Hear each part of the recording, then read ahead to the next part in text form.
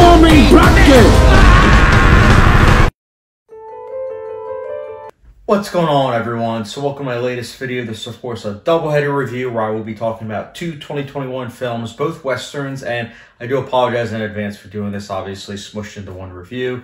I'm still a little bit backed up in terms of movie reviews. I've watched a lot of 2021 films recently, so it's a lot to do, honestly, in terms of just sitting down and reviewing them one at a time. So sometimes it's crunch time. This is definitely one of those cases, and at the same time, I'm also very tired while filming this. So again, figured I would give you guys that exposition. So the two movies I will be talking about today are The Harder They Fall and The Power of the Dog. Both happen to be actually Western films, as mentioned before, but also done by the same company, which is Netflix. So I'll be talking about both films in non-spoiler fashion. So with all that exposition aside, guys, let's get started.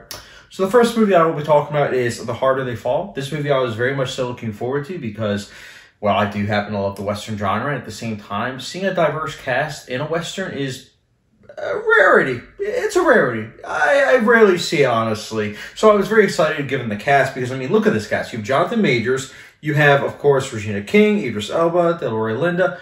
It's a really good cast. I didn't see the trailer or anything, but given that cast, I was already pumped. And I have to say that after watching the movie, I was quite disappointed. I like the cast. I like the cinematography. I like the sound mixing. I thought the shootout at the end was decent for the most part, and production design and costume design were also meticulous. But where this movie falls apart for me personally and what leaves me disappointed is the fact that it doesn't really do much with these cast members. I mean, yeah, it's enjoyable to watch these cast members, but their characters are very thin, honestly.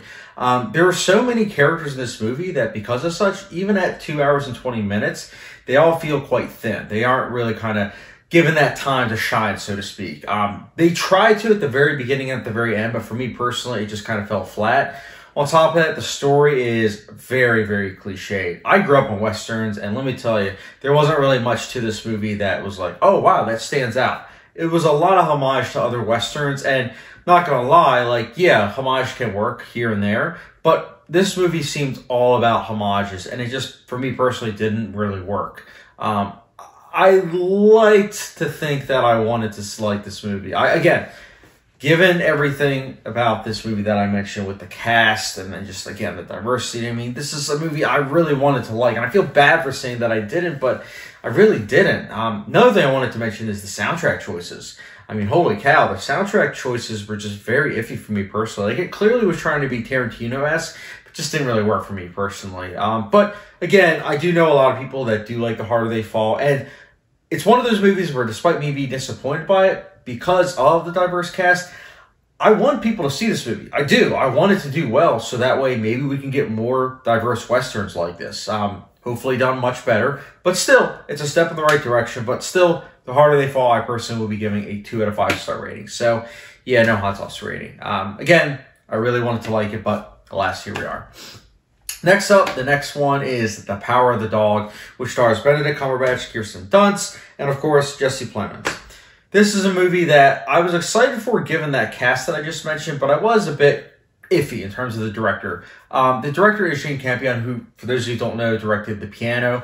I wasn't a big fan of The Piano when I watched it 4 or 5 years ago. Maybe I need to revisit it, but I just really wasn't a big fan of it. And I didn't see the trailer or anything for The Power of the Dog. And one thing I forgot to mention, in case you're new to the channel, is that I try to go into movies knowing as little as possible. That's why I'm not talking about the premise of either of these movies and not saying any spoilers. Power of the Dog especially I was excited for, given the fact that, again, the cast, but in addition to that, there's something about having a movie that's a slow burn Western that really kind of made me put a smile on my face, because after watching The Harder They Fall, I then later on in the day watched this movie. And it's a very different Western. Like The Power of the Dog, it feels like the type of movie that shifts genres. Like, it is a Western, as I mentioned, first and foremost, but it shifts into then a romance, and then it almost shifts into like a thriller. But it's also a movie that deals with a lot of morals. It's a morally ambiguous movie for sure. And it definitely tackles topics such as like toxic masculinity in a very unique way. And Benedict Cumberbatch, what a performance. Seriously, what a performance. I like him as an actor, but watching this movie, man, I hated him. I really did. In the best of ways, though. I do think that he should get an Oscar nomination, no question about it. Maybe even possibly a win. He's also backed up by excellent production design, excellent cinematography, score by Johnny Greenwood. All these elements in terms of filmmaking, they match up. Like, the filmmaking is exceptional. There's no question about it in my eyes. I think where this movie kind of falters is the fact that the pacing is so glacial. But it's not something where it really kind of halted my enjoyment because, again, it's a movie that is very original, very unique. Yeah, I know it's based on a book, but in a world where we are given so many Marvel movies and so many superhero movies that every single movie has to have a sequel, it's nice to have a movie like The Power of the Dog that comes along where it is, you know, willing to take its time and everything. But at the same time, for me, that affected the first time viewing. Maybe that's something that will go away if I watch the second, third time, but that was something that I definitely had to say, like, right off the bat was kind of like an issue.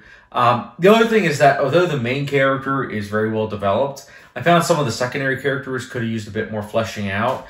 And in addition to that, the length, like I said, with the going hand in hand with the pacing, I definitely felt the length of this movie. I remember, I think I paused it about an hour in, and I thought I was like an hour and a half in, and it was like, oh shoot, yep, okay, wow, this is a slow burn.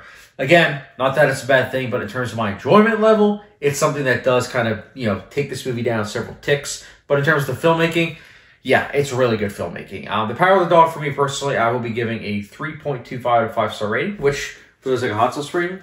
It's the good old Frank's hot sauce rating. So, yeah, I definitely can see why people are giving this movie Oscar attention. It's definitely a movie that was really good in terms of filmmaking. Would not be surprised if it gets nominated for original score, cinematography, acting, and probably Best Picture and Director. But, yeah, those are my thoughts, guys, on those two Netflix Westerns. Obviously, if you guys have Netflix, you guys can check out both. And I would say check out both. Again, I didn't like The Harder They Fall, but I think you should check that out. And then The Power of the Dog, if you like slow burn movies, definitely check this out. But, again, guys, those are my thoughts.